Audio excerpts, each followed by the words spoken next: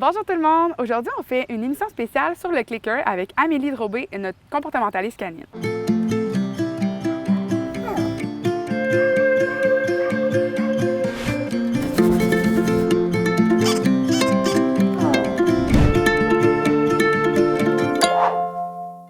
Bonjour Amélie. Salut Ariane! Oui. Alors bonjour. C'est quoi le clicker, Amélie? Ouais. Bien, en fait, le clicker, c'est super popularisé de ce temps-ci. Beaucoup de gens qui insèrent le clicker pour faire de l'entraînement. Il faut comprendre, en fait, à la base, que pour moi, le clicker, c'est de l'entraînement, du conditionnement. Donc ça, c'est quand on veut, en fait, se faire comprendre avec notre chien avec un mot. Qui nous écoute à s'asseoir, se coucher, reste, peu importe.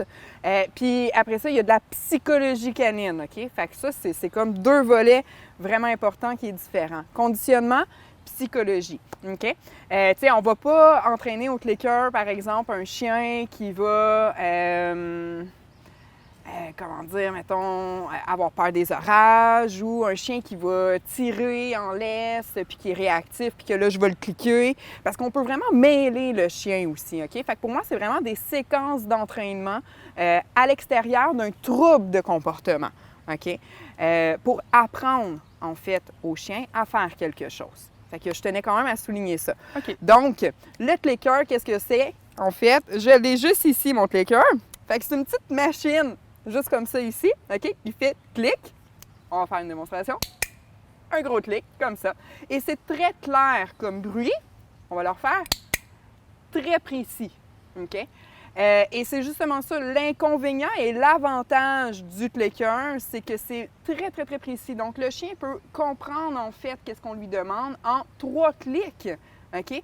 Mais si on ne clique pas au bon moment, juste avant ou juste après, on peut mêler notre chien aussi. OK. OK? Fait que c'est très précis, mais c'est comme un couteau à double tranchant. Oui, c'est précis, mais ça peut être mêlant.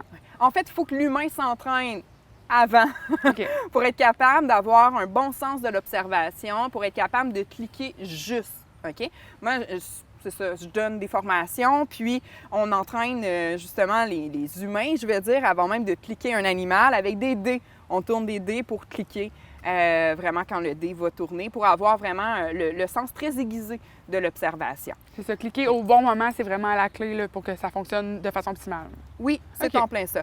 Sinon, si on peut utiliser le clicker, mais qu'est-ce que je conseille aux gens qui vont revenir quand même un peu au même aussi que le clicker, mais qui est moins précis, ça va être un mot.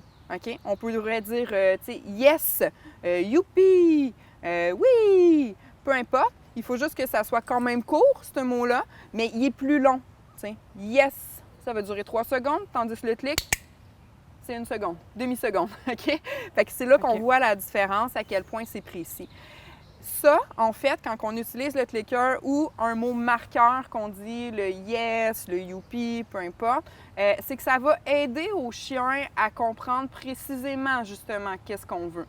Tu sais, quand on va dire à un chien assis, puis qu'on va prendre notre nourriture et lui donner, il y a un délai de 3 secondes qui se fait. Fait que ça fait déjà 3 secondes que le chien est assis. Fait que lui, dans sa tête, il se dit « Ah, c'est 3 secondes assis. » Mais c'est pas exactement ça, le assis. Le assis, c'est de mettre les fesses par terre. Fait que ça donne la rapidité de dire un mot marqueur ou d'utiliser le clicker, de faire en sorte que, c'est ça, ça va être vraiment plus clair au comportement pile qu'il est en train de faire.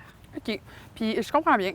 Est-ce que le mot marqueur, mettons le « yes », est-ce qu'il y a une façon, tu sais, est-ce que c'est important pour la personne qui va le dire de toujours le dire sur le même ton? Ou, tu sais, est-ce que c'est, si, mettons, je décide que c'est « yes », est-ce que je dois toujours être « yes » ou si je fais « yes », est-ce qu'il y a une différence? Oui. En fait, c'est un petit peu ça avec le clicker. Qu'est-ce qui est magique, c'est que c'est vraiment toujours le même son, la même intonation.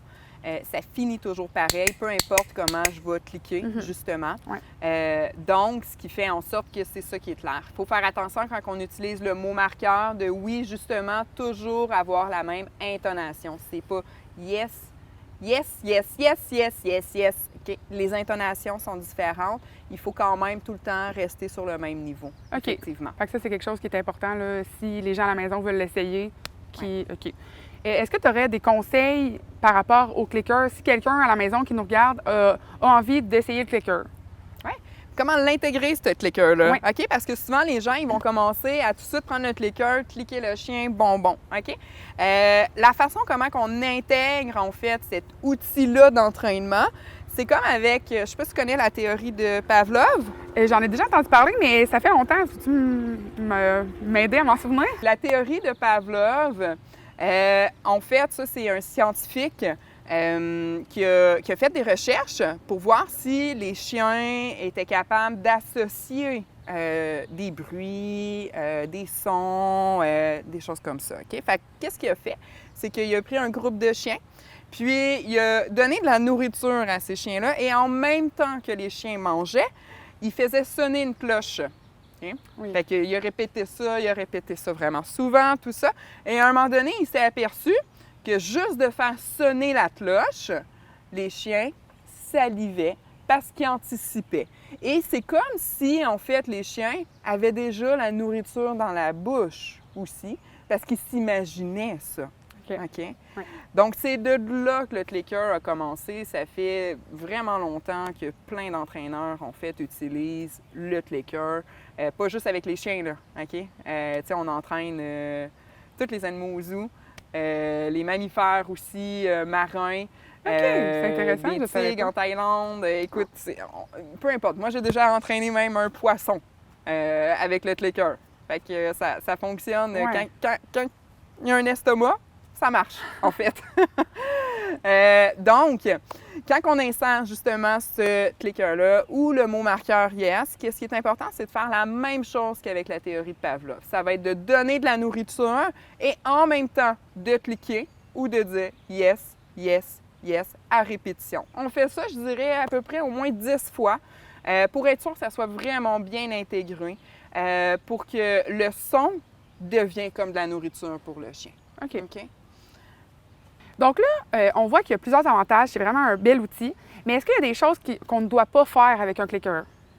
Bien, oui, effectivement. Tu sais, comme que je disais, pas cliquer à n'importe quel moment aussi avec le chien. Moi, je dis souvent, on va l'utiliser dans des séances d'entraînement. OK. OK? Tu sais, c'est sûr que, par exemple, moi, j'ai des enfants à la maison. Fait que quand ils prennent mon clicker, je cours après eux puis je dis non, non, non, faut pas cliquer. Parce que ça fait en sorte que ben, mes chiens, ben, c'est ça, ils sont comme mêlés parce qu'ils pensent qu'ils sont en séance d'entraînement, mais ils le sont pas. Fait qu'ils peuvent perdre d'une motivation à ce moment-là. L'autre chose, quand on insère le clicker au début, c'est vraiment important de toujours récompenser quand même. On clique, on récompense. Même si on a fait une erreur, même si on n'est pas sûr, OK, on se dit hey, c'est pas là que j'aurais dû cliquer, c'est pas grave. Il faut quand même aller récompenser le chien parce qu'en fait, l'idée à l'arrière du clicker, c'est qu'il faut tout le temps garder la motivation puis l'enthousiasme du chien pour qu'il ait le désir du summum ultime de dire wow, c'est mon activité préférée de faire ça, de faire de l'entraînement et de me faire cliquer. OK?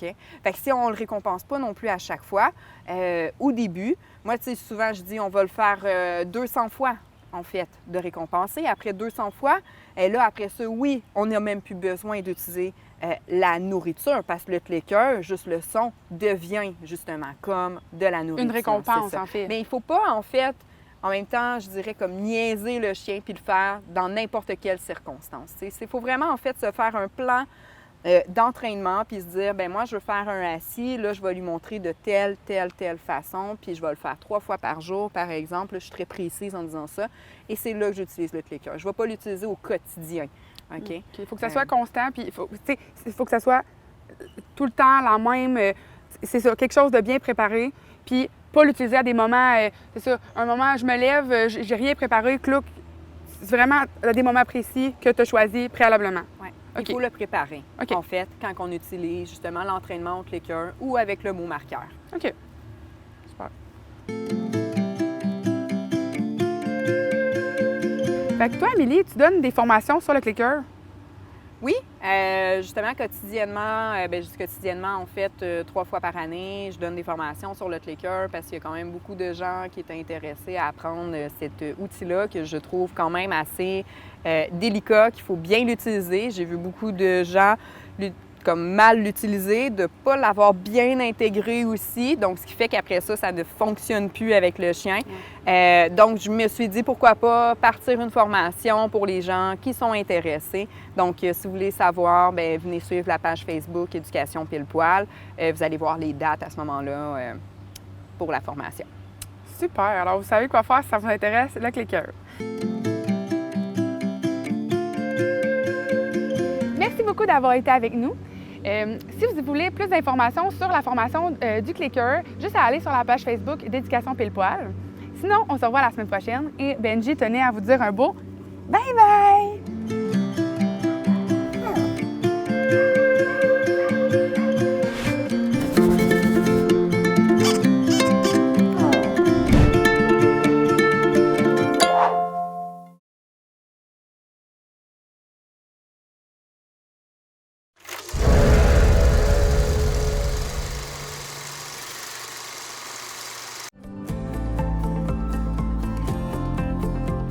On est dans un monde d'images, de paraître, alors que c'est le contenu qui compte. Puis le contenu, bien, il est produit par qui? Il est produit par vous. Puis moi, le contenu que je veux, c'est le contenu de gens qui s'intéressent aux mêmes enjeux que moi, qui sont du même secteur que moi, du monde qui vivent dans mon milieu, dans ma communauté, proche de chez nous. Bien ça, c'est tout ce que tu retrouves dans les télés communautaires autonomes. C'est pour ça qu'il faut que tu regardes ces télés-là. De toute façon, je sais que tu le regardes en ce moment, et puis je te donne du bon contenu. Hein? Donc, c'est déjà un pas dans la bonne direction. Je suis fier de toi. C'est fini le temps où on s'abreuvait d'un journal qui a été écrit avant hier dans une grosse ville loin de chez nous. Non! On veut savoir ce qui se passe chez nous, des affaires qui nous intéressent, les enjeux locaux. Tu sais, la télévision communautaire autonome, bien, ça parle de nos vrais gens, de nos vraies nouvelles. C'est pour ça que faites comme moi, regardez cette télé-là, c'est là que ça se passe. Oh que oui! Les télévisions communautaires autonomes du Québec, ce sont les télévisions les plus importantes parce qu'elles sont proches de la communauté. On veut encourager des gens qui parlent de ce qui nous intéresse, mais aussi qui participent au développement local. Mais c'est fini le temps là, où on allait lire une affaire qui a été écrite avant hier au bout du monde. Non! Tu veux savoir ce qui se passe chez vous? Bien, ma télé préférée, c'est la télé autonome communautaire. C'est ici que ça se passe. Parce qu'elle n'est pas contrôlée par des géants, elle n'est pas contrôlée par de la publicité, elle n'est pas contrôlée par du gros argent, elle est contrôlée par vos intérêts. Tu veux savoir qu'est-ce qui intéresse les gens d'une place en particulier? Tu veux savoir qu'est-ce qui se passe en ce moment à Ville-Marie, dans les Basses-Laurentides? Bien, il faut que tu regardes la télé de cette place-là, puis elle est disponible sur le web à cette heure. 2 clics, tu sais ce qui se passe. Tu sais, l'avenir, là, c'est de parler des vrais enjeux, des vraies valeurs, de ce qui nous touche vraiment. Il n'y a rien de mieux qu'un médium local pour le faire. C'est pour ça que les télécommunautaires autonomes font ce travail-là. Et puis, on parle souvent de codes d'écoute, puis tout ça. Un, les codes d'écoute sont assez bonnes, puis deux, le qualitatif, c'est important aussi. La qualité des gens qui regardent, c'est des gens intéressés, intéressants. Pourquoi? Parce qu'on regarde notre communauté. On peut passer à la TV pour parler de nos enjeux. Là, on parle des vraies affaires. On parle pas juste des Moses de vedettes de Chenoute de Montréal. Non! On parle de ce qui se passe chez toi.